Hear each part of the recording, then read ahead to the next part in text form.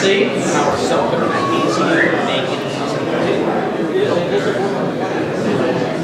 It's the plastic created that well, no, it is an unusual phenomenon, no question about it. But if the plastic, we'll do the plastic.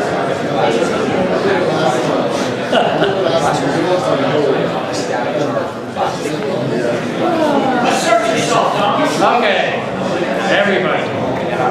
Good evening, everybody. I want to welcome you to Enota and to the second International ORMUS Conference. This is an example of what happens when you take ORMEs.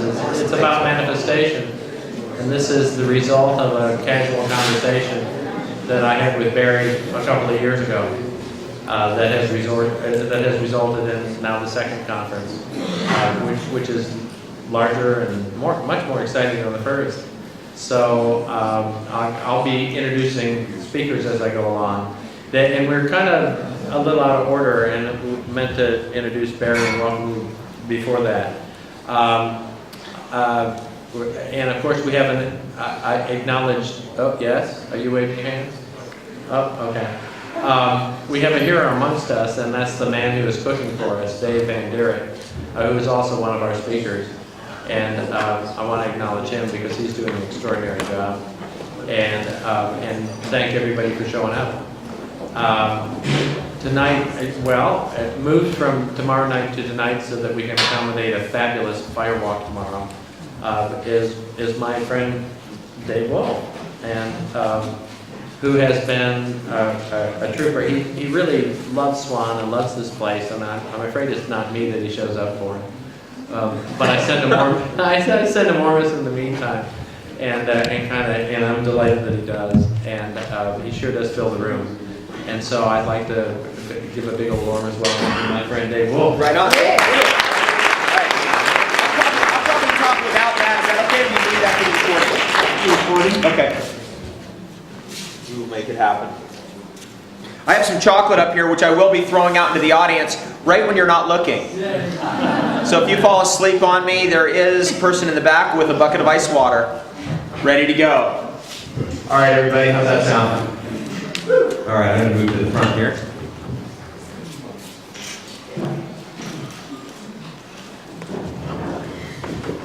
Barry, you make an excellent grip. Like in the film industry. Are you going to give away that poncho too? I will not be giving away this poncho, unfortunately, although we'll talk about it, and high ORMUS content clothing. How about that? Yeah. Once I started wearing these kind of clothes, I couldn't go back because everything else is so uncomfortable and so unnatural. You start realizing how synthetic our clothing is. It's so synthetic. Great to be here at Enota. I've been coming here, I think this is my 9th year coming to Enota, and I first met Swan via a mutual friend. And I came down to this place, and it was like I'd been so thirsty to have water like this, and just tuned right into it. And we'll be coming back, I've pretty much been coming back at least once a year ever since. And it's great to be here to do a conference on this subject. This is a great subject matter. It's a lot of fun. And I'm going to talk to you about my take on this ORMUS stuff, which I've been studying now for 17 years. Right from the very beginning. When I first met Steve Adler at a raw food potluck, our first conversation was about ORMUS. And Steve stayed with it, and he kept me on it, and got me introduced to Barry. And we've done a number of events, haven't we, Barry? This is Steve Adler. Raise your hand, Steve Adler, just so everybody knows you. And I have put a lot of time, energy, and money into the ORMUS project. Tons of money and time and energy. And I'll never get it out, but it's been an experiment. And it's been a worthy experiment for me because it's about knowledge, knowing a little bit more about our world. Okay, so the question I want to, or the statement I want to make before we get started is no filming, please.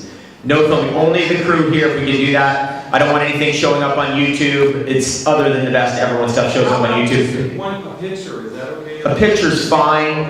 Audio recording's fine. Okay. Just not a video would be great. Would be wonderful. I really appreciate that. And he's okay, and these guys are okay, so you don't have to like tackle him and drag him out. We just got back from a long tour across Western Canada. Before that, we were in Ontario. We have a farm up there.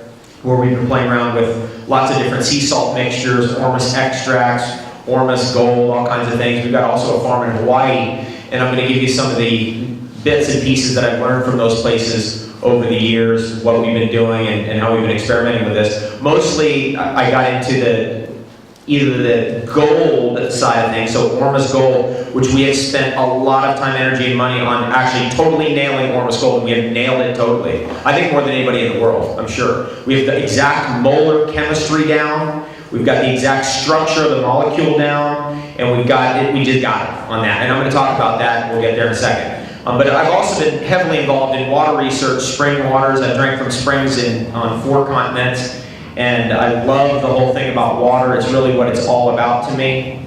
And with the ORMUS content of the water here may have been what turned me on to vore trapping to begin with.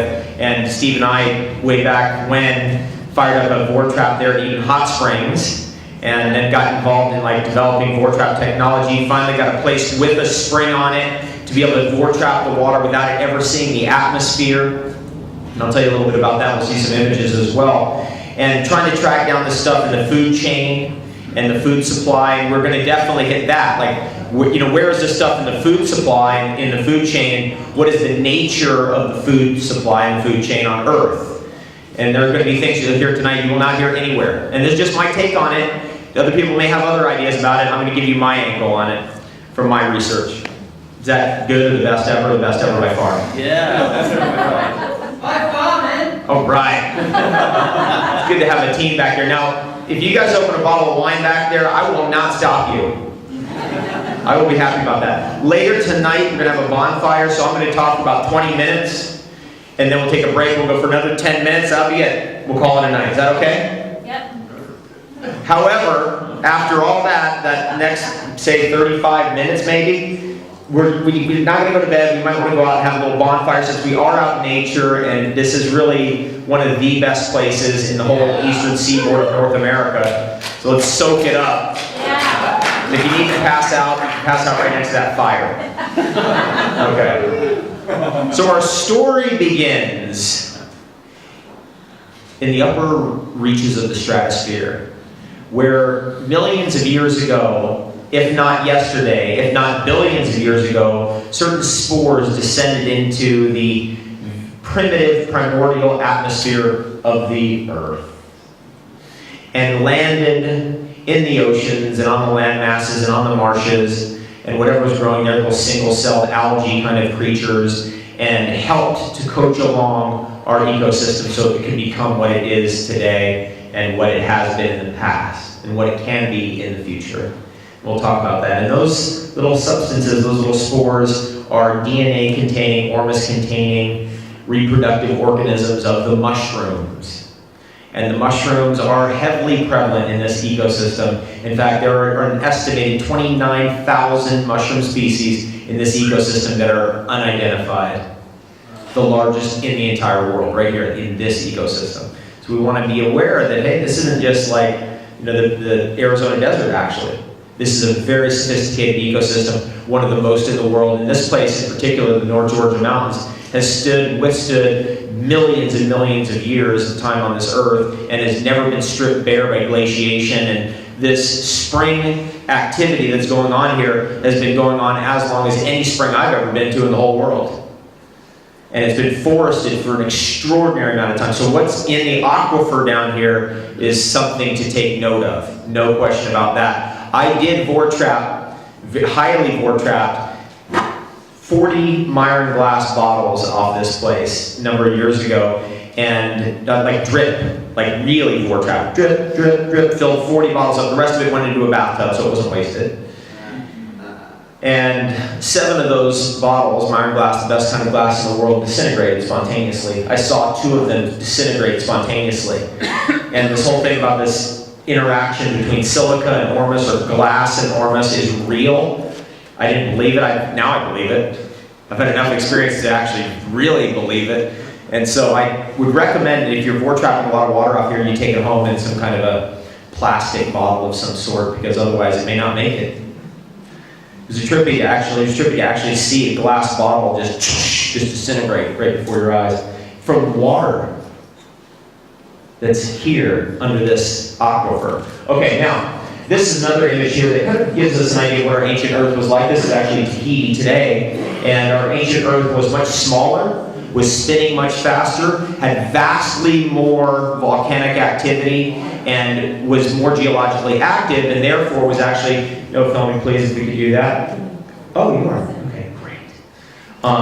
It was geologically more active, and therefore there was more ORMUS materials coming out of the Earth. So I have learned over the years this idea, you may agree, you may not, I put it and test it against your own reality. And that is, the ORMUS elements are basically non-oxidized, non-atmospherically exposed metals. They're in the belly of the Earth, they've been down in the belly of the Earth, and as the Earth unfolds and opens up and becomes bigger as it's growing, and volcanic activity drives the materials up to the surface, erosion occurs, rocks get broken, mycelium crack into water, crack into rocks, crack into granite. Then these materials come out, and then once they get exposed to the atmosphere, they pop like popcorn and become a metal. Now, I know that's for sure true with gold. That is the fact with gold. I've studied gold more than any of the other ORMUS elements. That appears to be what's really going on here. So when we look out in nature, and we see the ancientness of this ecosystem, we see that this ecosystem, since dinosaur times, we can go on to dinosaur times here, has been, look at that. We were in Alberta, we went to Drumheller. Saw what's going on there. That was, you know everything about that. We can go to the next one. Bam. These beings were on the Earth when the Earth was much smaller and had much greater levels of ORMUS on it. And then one more. Okay, and so, well, let's see, let's go even one more image. There are substances, well, let's back up to the dinosaurs. All the way back up to this first one. Next one. There, okay. So you can see the tree behind there. And this is something that we never pay attention to. I can't even believe when I talk about this, people are like, what are you talking about? I never heard of it. And that is, there can never be gravity without levity. Obviously, it's so obvious it's ridiculous. And in fact, levity must actually be a greater force than gravity, or there could be no growth. Otherwise, it'd be flatland. If it's 51% to 49 gravity, right? Gravity's 1% ahead. We're all squashed flat. That's the end of us. That's the end of all reality. There can be no reality. There can be nothing. Levity must be a greater force than gravity. Now, the Earth is doing something very interesting in its evolution, that it is eventually developing from single-celled organisms through the help of mycelium, and the coaching, and that's a word I particularly pick, and mentoring of mycelium is actually expanding to multi-celled organisms, especially chlorophyll-containing organisms, that can actually construct chlorophyll-rich leaves and move themselves up into the atmosphere in a spiral formation, developing into eventually trees. And mycelium is mushroom spore, cracked, open, eating. When the mushroom actually cracks open and reproduces and it starts to expand, it's that white stuff. If you ever are in the forest and you see a broken down log that's kind of rotting away, and you turn it over and there's a bunch of white stuff, that's mycelium. And the mycelium is an ORMUS eating substance, and that's what its role is here. It makes the ORMUS available to plant roots, and it extends plant roots. So let's say a plant's root was 6 inches or 2 feet, it's going to extend those roots by a factor of 2 or 3 times. So the root's that long, the mycelium that long. It expands it so that the actual plant is coached along and helped and assisted by the mycelium. The plant is giving the mycelium sugars, and the mycelium is giving the plant ORMUS minerals primarily, and some other minerals, but mostly ORMUS minerals, and water. And it's a trade-off, and they're partners on this. The eventual goal of the mycelium is to evolve the ecosystem away from small little single-celled plants, eventually building up to trees and constructing forests. At which time the mycelium evolves and it moves from the substrate of the earth and the dirt and the carbon and other minerals that it is normally eating out of the earth, and moves to a more ennobled substrate, which is wood. And if we think about wood in say an innocent perspective, we see wood as actually a water levitation device. That's what it does, and it does that without friction. That right there violates every theory of physics. And this is what I've learned from drinking spring water around the world. This is what it's actually taught me. Because when you drink spring water from around the world, you find out that the spring water comes out colder than the actual ground temperature can be. That cannot be explained by any physicist, because what they tell you, oh, it's pressure. If there's pressure, it's going to come out hotter. But it actually comes out colder than the ground temperature is. And that right there is a very interesting discovery. Now that's the same type of phenomenon that goes on underneath the shade of a tree, where the temperature underneath some trees can be 6 to 8 degrees Fahrenheit cooler than the atmosphere. There's a cooling phenomenon going on, or an endothermic reaction, or a reaction that's actually causing organization. Heat causes disorganization, cooling causes organization. And the ORMUS materials are actually associated with higher level of organization. As the materials are exposed to the atmosphere, they pop like popcorn, they become a metal, and they are actually in a higher entropy state. And this is why when you had Dennis come up here and talk about sodium hydroxide, and he's talking about sodium, sodium is endothermic. It draws heat out of an environment in most reactions that it's involved in. Unless you strip away the chloride and you have sodium by itself, upon which its touch of any moisture at all will cause it to explode, as we know. Most of us who are alchemists. And then it will have an explosive reaction. But in general, in nature, salt is endothermic. It draws heat out of the environment, which doesn't fit any theory of physics, because theory of physics is all about entropy. And what I'm talking about here is ectropy, which is a cooling or organizational energy. And that cooling or organizational energy actually must be greater at all times for any life to occur and for growth to occur. Otherwise, there is death and decay. Just to point that out, because there is never one without the other, there are always two forces. But the female force, the organizational force, the cooling force, what's going on in the belly of the earth actually must be greater than the gravitational explosive forces for life to continue on. And in dinosaur times, this was at a peak frenzy. The earth was smaller, it was spinning faster, the days were shorter, the plants were bigger, the animals were running around with high levels of energy, there was more energetic material in the environment to eat. And this is something that today, as just a little bit of an aside, we have to actually understand and then target and focus on as a primary level of nutrition. Because if we just kind of eat anything, then we're going to end up kind of in the C- range of what food can be if we're clever. But if we're very clever, we can get to the A+ range, which is how it always was in dinosaur time. But today there's not as much ORMUS in the environment. It's been depleted, it's been popped like popcorn. There's not as much volcanic activity bringing it up to the surface. There isn't as much oceanic activity, tsunami activity, etc., bringing it up, churning it up, earthquake activity, etc., that makes it more available to us. Rain also, because rain through erosion will bring the materials out. Okay, so this is actually the hidden thing here. Now, let's get back to this tree idea, because the tree is very interesting in that it is hiding something from the atmosphere. Just take a good listen to that.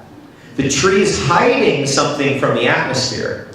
Within the tree are layers and layers of materials, paper-like materials, actually cellulose, lignins, and materials that are actually, we'll get there later. There are cellulose, polysaccharides, and lignins that are actually constructed in a tree that are keeping out light, heat, and oxygen and shielding the interior tree from something, which is actually light, heat, and oxygen, which cause gravity. That's not in the Einstein theory. I listened to Carl Sagan and Cosmos when I was 12 years old, and I thought that the Einstein theory of gravity was intrinsic to matter. Actually, if anything's intrinsic to matter, it's levity, not gravity. Gravity is a decay process. Levity is a construction process. And if you are clever and you follow what nature is doing, you can displace gravity. And that's the whole idea of what a spring is. That's whole Victor Schauberger's entire technology. That's the whole idea of the vortex. That's the whole idea of what a tree does. That's what a tree is. Everything that has growth in it, including you, and is able to jump around and not sense your own weight, is actually violating the whole theory of gravity. I had one of the top guys in energetic medicine, Dr. Oshman. I asked him point blank in front of 1,200 people at a seminar we did about 2 months ago, our longevity conference, about the nature of how the bones are stacked onto each other. Somebody had asked a great question, and I was trying to draw this out of him. Somebody asked a question like, okay, the bones are all sitting on top of each other and all that pressure on the joints and all that, how does that all work? And he said, actually, that's not what we're finding out. It's not like that.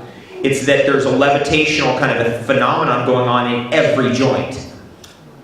Because the actual material that's in the middle of the wood that's being shielded from the atmosphere that a termite larva loves to eat and become a big fat polysaccharide jelly blob, the beginning of the formation of carbohydrates, and that the woodpecker will try to peck into the tree to get at, because that's got the stuff in it, right, and wrap its tongue around its brain and peck in there to get that jelly blob out. That material is exactly what's in your joints. And when you have a mineral deficiency, but not the kind of mineral deficiency that we learned about from Dr. Wallach, but actually a real mineral deficiency, an ORMUS mineral deficiency, you actually start losing your buoyancy, your levitative forces. And this is also a result of cooking too.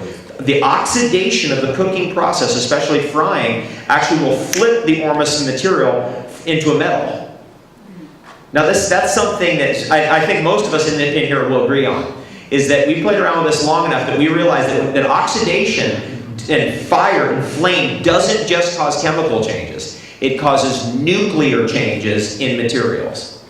It causes atomic changes in minerals.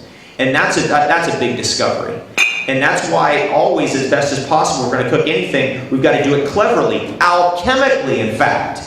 It must be done alchemically. It can't just be open frying in the atmosphere. That's out of control. I mean, when we are born of our mother's waters, let's jump ahead here a little bit.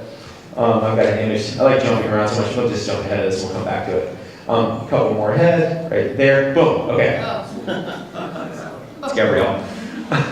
There's twins in there.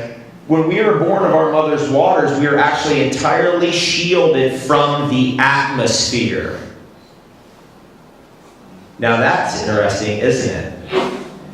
We are actually just like spring water coming up. We're shielded from the atmosphere until that moment we have our first breath, which is the astrological imprinting moment. That is the very millisecond that we are imprinted with all the astrological data. As the spring comes up, as Rudolf Steiner described, it's an eye that opens and sees everything in the cosmos. And everything in the cosmos, all the astrological data, the location of the planets, what's going on in the atmosphere, everything, boom, is immediately imprinted into that spring water every millisecond, every nanosecond. So that spring water at all times is loaded to the hilt with all the goodies. And my experience with David Hawkins' work has been that the actual highest emanation of love there is, that can only be produced by Coriolis forces and planetary forces, is actually a spring.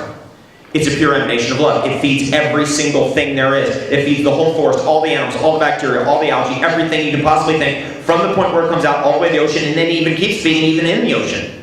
And if you follow the Yukon River out, the Yukon River comes out so cold into the ocean, it goes 50 miles still flowing out into the ocean and doesn't mix with the ocean water for 50 miles up there in the Arctic. And you can imagine all the trout, all the salmon, everything all feeds off of that ennobled substrate. And that same ennobled substrate is really what's in wood. It's in the sap. And that's what, when the tree finally has its last day, it becomes a mushroom. Because the mushroom is trying to take all that levitational material, the ORMUS materials, and convert it over into a little tiny, lighter than air material called spore. Which, when the mushroom releases that spore, goes psh. That's how it happens. I always thought mushrooms always release their spores all the time out of trees. No. It happens in particular events that happen in a second. It goes psh. It looks like it just took like a hit of a cigar. Yeah, it's like, and then bam, it's all out. And I've seen that phenomenon, and it totally blew my mind, that this mushroom that's sitting in there in that forest for all those weeks of the year, in 1 second, all of a sudden produces a highly energetic phenomenon. I took a picture of it, took 3 pictures of it actually, but it didn't really come out. It really needed to be videotaped, but I didn't know at the time like how rare of an event that is. It's a highly energetic phenomenon when the mushroom comes out. We're going to get there in a second, but meanwhile, let's go back. It's good to put this stuff underneath all our understanding, at least my understanding, because this has helped me. Because when we have this understanding that this material that's in the earth is really coming out and it's then inseminated by the atmosphere and produces a baby, hydrogen, we have some theories to work with. And I've had a number of different experiences in my career that have taught me that actually when you get the ORMUS materials in a highly energetic interaction with ozone, you can actually have a baby called hydrogen, which is the embryo. Okay, let's start back, Barry. Yeah, go back. That's salt, by the way. Okay, let's go back here. That's our ORMUS lab. Keep going back one more. Okay. Has anybody ever noticed these crystals in their freezer? Now this will occur, this occurred during that full moon that we had on the solstice, that red moon, and it was an eclipse. So of course we had the water, spring water ready to go to see if it would produce that phenomenon. Of course it did. And that's when it will produce a phenomenon like that, unless the water is extraordinarily high in hydrogen and or ORMUS materials. When it's extraordinarily high in those materials, you will get stalagmite formation or levitational substance happening in your freezer, because the ORMUS fraction will try to volatilize off. And I think Barry's been very clear in his research that the ORMUS fraction will freeze last. If anybody's read the Hexagonal Key, the Water Puzzle, anybody ever read that book? Great book. And in that book, Dr. John talks about, he's a molar chemist, and he talks about the different structures of water, the molar structures of water. And he had revealed in that book that water actually has multiple different molar forms, clustering forms. And there are some water clusters that will not freeze at -10, -20, -30, -40. Why is -40 important? Come on, alchemists. Same. Yes. You guys are on top of it.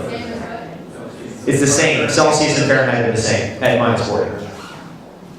There are water fractions that will not freeze at -100. At -100. And that's the research in that book, and that's the actual DNA ORMUS water that gets around your DNA. The immediate 10 layers of water molecules around your DNA that define your DNA are actually that kind of stuff. And that's why we're into spring water, because that's available there. Tap water is not available in the same way. It doesn't have as high of a fraction. And we all know it's about percentages and fractions now and probabilities, don't we? Everything is. It's about percentages, fractions, probabilities. There is no absolute this or absolute that. Is there absolute zero? Absolutely not. That was kind of like a chemistry joke, but at least you guys got it. If I did that in another audience, it would be like, it was like,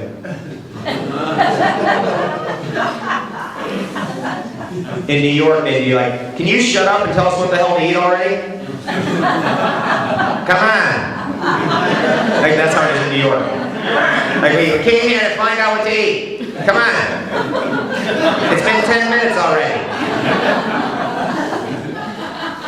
There's a couple other images. Let's go back maybe one, Barry.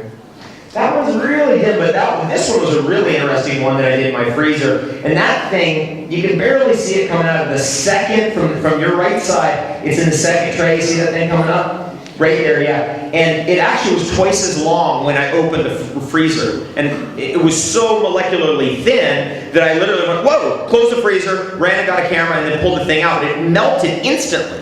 As soon as I opened the freezer, just the air rushing in melted it. But that's the kind of phenomenon that you'll see.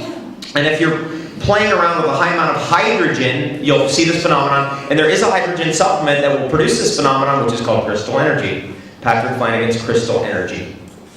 Try it. Take crystal energy, put on a full moon, put it into your, especially with spring water, into your ice trays, and then watch what happens. Wow.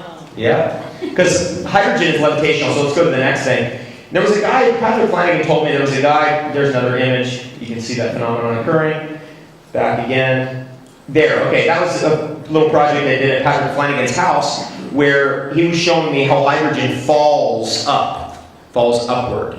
And there's an association with hydrogen, ORMUS materials, and of course ozone and a high oxygen. And the way I look at that, this is my interpretation. The ozone or the oxygen is male. The ORMUS materials are female. There's a person in this room who used to call them the female elements, right? And that has deep meaning to me, because I've observed that when you get ozone right close together with ORMUS elements, you're going to have a baby. And let's look at that baby, because I want to show you an incident that happened in his closet. This is kind of cool. Let's go ahead now. It's going to be a few steps up. This is how I normally do my presentations. I apologize, but whatever. We'll come back. Keep going. No, forward. Forward. More. A couple more ahead. There. Okay, so this was an incident where we had our ORMUS gold, which is distilled water and sodium gold silicate. That's what the product consists of. For those of you who know what that means, because there are sodium gold silicates, 3 of them that come off, and one of them is in the monoatomic form. And if you can separate the others away, way, which is relatively easy to do, you can have a sodium gold silicate that contains the monoatomic gold. And this particular incident, we had wrapped it in aluminum foil to try to shield it from oxidation, but there was an ozone machine running in Steve's room that caused one of these things to pop. Now, this is the box that it popped in, and you can see that there was no liquid that actually escaped, so it imploded instantly. All liquid completely gone. What was left over is, go jump ahead, one more image.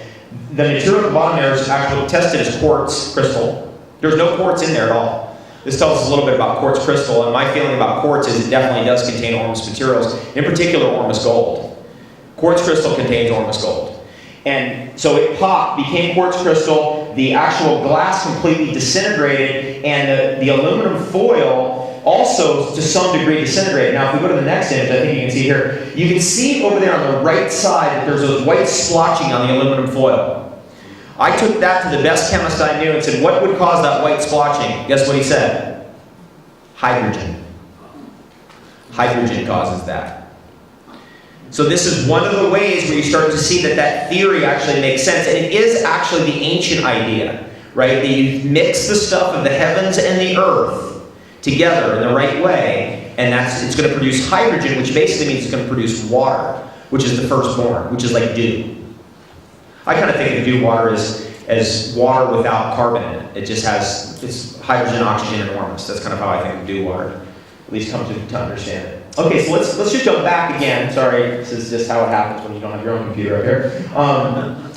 There are materials in nature, okay, let's go one more back. There are materials in nature like sea salt. That's when you go out wildly collecting sea salt, sometimes you'll see those stalactites, and you can bust them off, and they're just pure sea salt crystals, and it's wonderful, and they're highly reactive. And if anybody's ever seen that and put it into a bottle, you see that it actually is living material. It moves around in there. You're like, whoa, you come back. If you put dead sea salt in a glass container, you'll find the glass container all filled up with dead sea salt all around. Anybody ever seen that? I saw that the other day. In my own dead sea salt bottle, I went and I pulled it out of my closet, and it had levitated to the top. There was stuff, materials all around. This is high ORMUS containing levitational female elements present in dead sea salt and in all salts, and especially sea salt.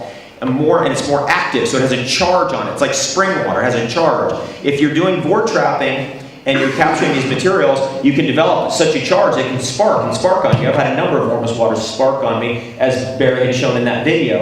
And that's like that Meissner field idea, that it has a charge on it. And when you have a dead material, like say an ORMUS gold material that we made in our laboratory, then a charge should be put back onto it, which we're learning about right now. I'm learning more about that all the time. I use magnets, but I'm sure that's very minor compared to what could be done. Love to know what more could be done and what your guys' ideas are. I know you've listened to Michael Burberry and how to charge ORMUS. That was a great interview you did there, Dennis. You managed that very well. Where did Dennis go? He's over here. Oh, there he is. That was great. I love that. That was a great interview with Michael Burberry on how to charge ORMUS materials. And I have noticed that if you charge them under a pyramid, where's our pyramid guy?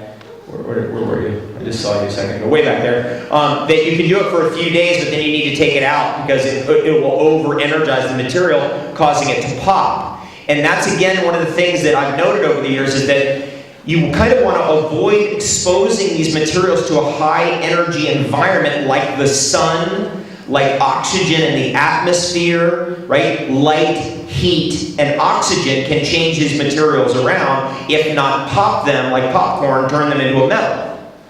And that's, again, what's going on with this whole Earth thing. Earth, in the belly of the Earth, it's a totally different thing going on in the atmosphere. Because we live in the atmosphere, and we come out of our mother's waters, and we're in the atmosphere, and we don't look, by the way, do we, the same when we come out as we do 100 years later, do we? There's been a change. Because we got oxidized by the atmosphere, we got burned up by the atmosphere, or our ORMUS materials are actually popping, becoming metals, and then we're changing because of our atmospheric exposure. This is actually the free radical theory of aging. That's really what it is that our exposure to the atmosphere actually can age us. And really what these ORMUS materials are is very powerful antioxidants. Right? They're very powerful antioxidants, just to simplify it. So is hydrogen. Hydrogen's the most powerful antioxidant there is. Because by its nature, it pins oxygen, a reactive oxygen species. Yeah. I like saying that. Makes me sound like I know something. Okay. Reactive oxygen species, like O3 and O4 and O5. You have to get 08 or above to breathe it in, but that's another story. You can bubble it through olive oil and you can breathe in ozone, which is great at knocking out like the parasites and all the other stuff, but does not actually change your terrain and can age you. That's the flip side of ozone therapies and oxygen therapies, is that they can age you. Now, if you need it to save your life, wonderful, great, amazing, but I would recommend that we go more towards ORMUS therapies, which are therapies and substances that are more protected. They're on the inside of a tree. They're on the inside of the juice of a plant. They're on the inside of your body. That's why you got to be careful if you have a wound that punctures you, especially into a joint. There could be a serious problem down the road, because you have exposed that inner material to oxidation, to the atmosphere. And this can cause a problem to linger for months and months and months, if not indefinitely. Because the material in your body doesn't obey the laws of physics on the outside. That's what I'm saying. That's what I'm saying. If you want to just chunk it down, then what's going on in the earth doesn't obey the same laws of physics as what's going on in the atmosphere. What's going on inside your body doesn't obey the same laws of physics as what's going on outside your body. Different laws of physics apply. Right? Your whole body works through suction. There ain't nothing being pumped at all. And if anything is pumped at all, you're dead. That's the end of you. When your heart has to pump, you're gone. Because there's no way your heart can pump anything. As we know, if we look at the data on that of how much energy your heart would have to produce to pump and push, it's like a turkey baster. Down to the size of the molecules in your eye, right? From that, your heart, ain't happening. Right? If you try it, you're trying to push like it's a turkey baster thing. The smaller that hole is, the more you're going, no, good.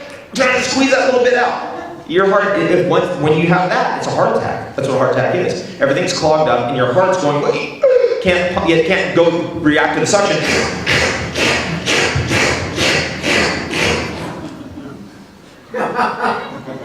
Right? Hunger for oxygen in the cells goes, right? And then the hunger for the atmosphere, the carbon dioxide, goes right back to the lung surface. And that's what's, and your heart's just regulating that phenomenon, actually. And the suctional forces are actually what's at work with springs. The suctional forces are what's at work with a tree. What's actually happening with the tree is that the tree is creating an environment where the water just falls upwards. It's pulled up by suction. And that suctional phenomenon is a cooling phenomenon as opposed to inflammation, if you know what I mean. You know what I mean? As opposed to inflammation. Ice cold spring water is anti-inflammatory par excellence. One of the best. You jump into ice cold spring water, whatever inflammation in your body is like, just boom, off you, right away. And that's what I recommend. The Russians had found out in their research there's two things that cause the people to live longest in their country. They found out, first of all, the longest lived people were beekeepers. And this whole bee thing, right, and chitin, and that research that was done by that guy who created that little floating thing out of chitin, or chitin, or however you want to pronounce it, that material that a bee is constructed out of, and that every insect is constructed out of, and that crustaceans are created out of, there's a little cosmic crust. Yeah. That's a wild lobster. That material that's also in mushrooms, that material has levitational forces in it or something goes on like that. And that material is glucosamine chondroitin. That's what it's made out of. Who's aware of it?